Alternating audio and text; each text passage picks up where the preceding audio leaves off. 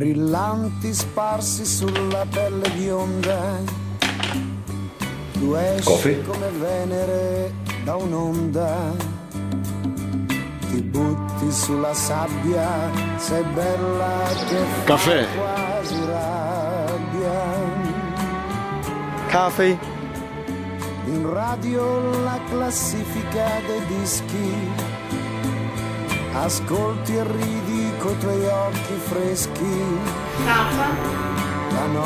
Току-що чухте една универсална дума и когато и да я използвате и на какъвто и език да я казвате, хората ще ви разберат.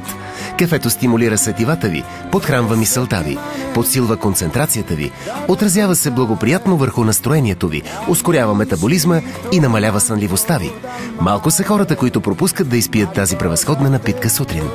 С чаша кафе в ръка, хората се запознават с нови приятели, говорят си за всичко, казват на някого, че го обичат, предлагат брак. Волтер, истински любител на кафето, е казал: по-лесно е да промениш вярата на някого, отколкото предпочитанието му за кафе. Дори Бах е бил вдъхновен от кафето и е композирал кантата за кафето. Според легендата, всичко е възникнало на африканския континент в региона Кафа, разположен в пределите на днешна Етиопия, където са били открити плодовете, притежаващи тази невероятна мощ. От африканските високопланински плата, кафето е било пренесено на арабския полуостров към края на 9 век. В средата на 15 век кафето е било пренесено в Константинопол в пределите на днешна Турция. Тук напитката е била приготвена така, както често се приготвя и в днешно време. През 16 век арабски и венециански търговци са донесли кафето в Европа.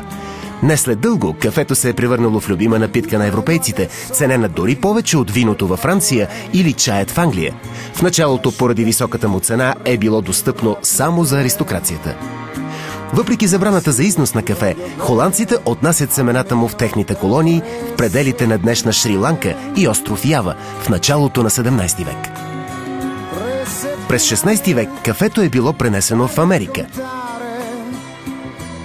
В днешно време кафе се отглежда в повече от 80 страни по света и годишното му производство се оценява на над 6 милиона тона.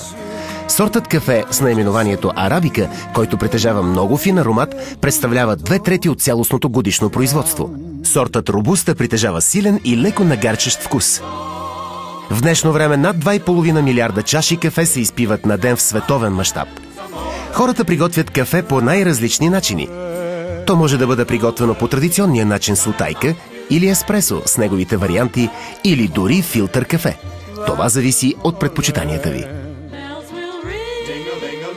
Историята на еспресо започва в Италия през 1901 година, когато е патентована първата машина. През годините машините са се усъвършенствали, променяли са се и са ставали достъпни за масова употреба дори и в домашни условия.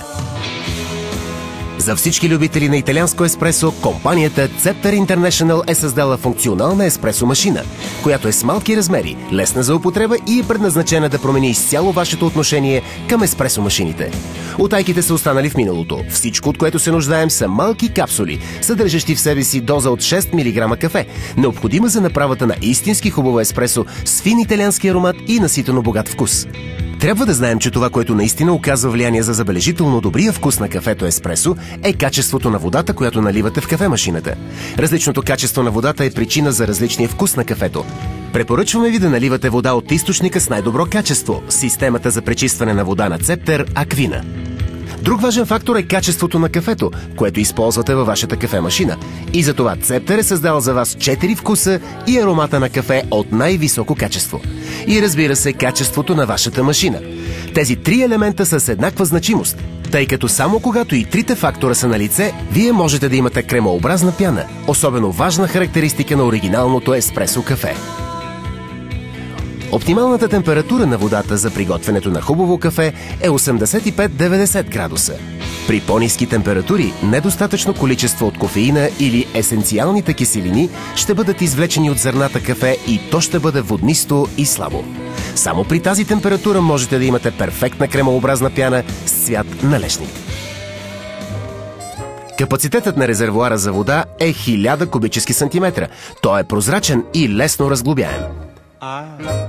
2 превключвателя за включване и изключване на вашата машина – червен и зелен. Поставяте чашата ви върху решетъчната поставка за чаша. Използваните капсули попадат в малкия контейнер за използвани капсули, който може да побере до 14 капсули. Екологичната машина по никакъв начин не е заплаха за околната среда. Този уред е с малки размери, много е икономичен и консумира малко количество електроенергия, освен това е много лесен за поддръжка и почистване. Съвременната форма, нежните и елегантни линии, спокойните цветове и дискретното присъствие се обединяват за един впечатляващ спектакъл. Изключителните му характеристики ще дадат възможност на вас и на вашето семейство навсякъде и по всяко време да се насладят на истинското италианско еспресо, което Зеспресо ви осигурява. Сега, когато сте взели вашата семейна Зеспресо машина в офиса, трябва добре да се грижите за нея. Впечатлението, което тя оставя, е толкова пленително, че винаги някой около вас ще се опитва да се възползва от нея преди вас.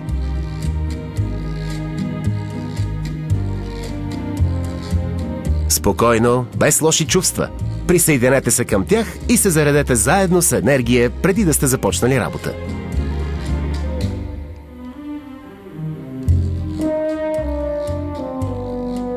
Зеспресо е създадено, за да задоволи вкуса на онези, които искат най-доброто.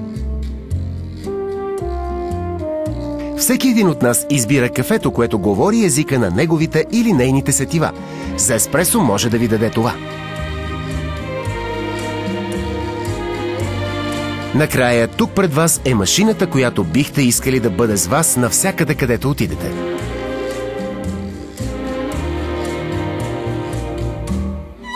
Зеспресо е много практична машина. Всичко е в обсега ви, заема малко пространство и ви позволява да работите за другите, докато тя работи за вас.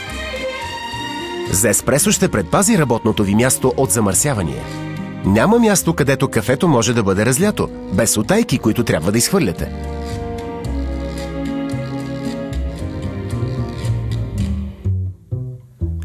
Цептер разполага с кафе, способно да задоволи вкуса на всеки го. Роял кафе е класическото италианско еспресо, с интензивен вкус, смес от най-финното кафе арабика от Бразилия, Колумбия и Гватемала. Роял кафе е обогатено с вкуса на плодове, дискретен допир на шоколад и доминиращ вкус на портокал. Хармония от вкусове, която прави това кафе наистина кралско.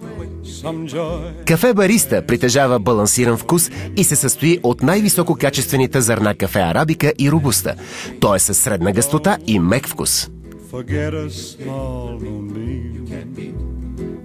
Изтънченият аромат на Бариста акцентира допълнително върху характеристиките му.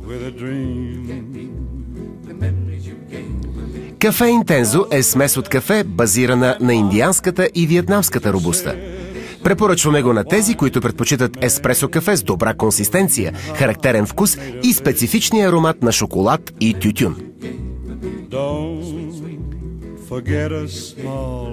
Безкофеиновото кафе е кафе, което не бихте отказали през която и да било част от деня, защото е без съдържание на кофеин, но едновременно с това е много вкусно. Безкофеиновото кафе е без съдържание на кофеин и е перфектното решение за хора, които обичат да пият кафе вечер, но го избягват, тъй като кофеинът разстройва съня им. Безкофеиновото кафе е с мек, но деликатен вкус и с обилна пяна. Лек привкус на шоколад и цитрусови плодове допълнително допринася за вкуса му. Ние сме съгласни, че най-доброто кафе може да се направи само от най-висококачествените зърна кафе. Кафето Зеспресо е направено от най-добрите зърна кафе арабика и робуста. Машината Зеспресо и кафето Зеспресо ви предоставят най-финната напитка, която ще достави удоволствие на всички ваши сетива. С Зеспресо вие можете да направите възможно най-доброто еспресо. Скъпа, къде е твоето Зеспресо?